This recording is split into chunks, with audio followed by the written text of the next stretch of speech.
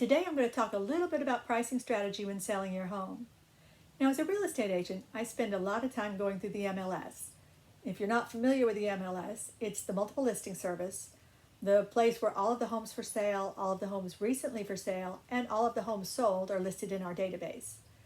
But there's something I've noticed going through the MLS, and unfortunately it's fairly common, and that's when a home starts at one price point and then slowly chases the market all the way down and ultimately doesn't sell at all. Now, a lot of people don't think twice about that. They look at it and say, well, that's just an indicator of what's going on in the market. But that's not actually the case. The reality is that home just started out with a poor market strategy to begin with. Now, when you put your home up for sale, there's 3 different ways we can price a home. Number 1 is we can price a home out of the market. When we price something out of the market, it's just so overpriced that in order to get it into the market, we just chase the market down. And that's where you're going to see price reduction after price reduction after price reduction. Sellers often rationalize placing that higher price on their home by the concept of horse trading, where they'll say, well, we'll price it up here, someone will come in and offer down here, and then we'll meet them in the halfway in the middle, which is the price we really wanted to begin with. The problem with that is they don't come in halfway. They often just don't come in at all. They reject the property, they move on, and they find another one that's more accurately priced.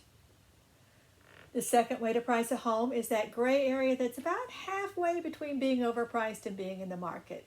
Let's call it limbo land. This is a place where people will overprice and say, well, I just need a little bit of wiggle room for negotiating. But today's buyers are pretty savvy. They see the house for sale, they see the price, they may even still come see the house, but they know it's overpriced, so they usually won't make an offer, and then they're on to the next home. And here's the danger. When you do reduce the price to get into the market range, they've already seen your home and they're over it. They've mentally moved on. Now that small price reduction isn't enough to get them excited to come see it again. The cold hard truth is, once a home's been on the market for a while, it's tough to get enough of a price reduction to get the market's attention. What winds up happening is you reduce it little bit by little bit by little bit over and over, and wind up sometimes really over discounting the property. At this point, people can get so discouraged that they often just take the home off the market. I've seen both those mistakes a lot, and that's the danger of either overpricing or pricing your property in limbo land. Now, the third way to price a property, and where I work with my clients in order to have a very powerful pricing strategy, is that I help my clients price their homes in the market. And where in the market is where we determine a buyer is willing and able to pay a price to purchase that house. What happens here is that often it drives demand up. More buyers come see the house, and sometimes we'll get multiple offers on that home and get even higher than market value. And this does happen.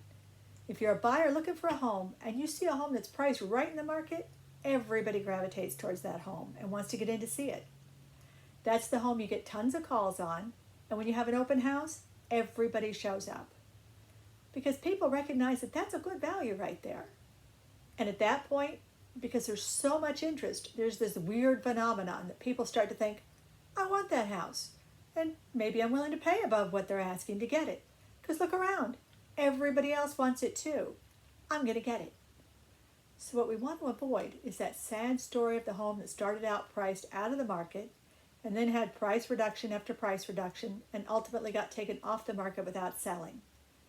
And the really sad part about that story is the seller in that story doesn't even know why their home didn't sell. So we need to make sure that you avoid that story and that you have a full strategy around the mechanism for pricing your home. So if you'd like to talk about pricing strategy in order to get your home sold, call me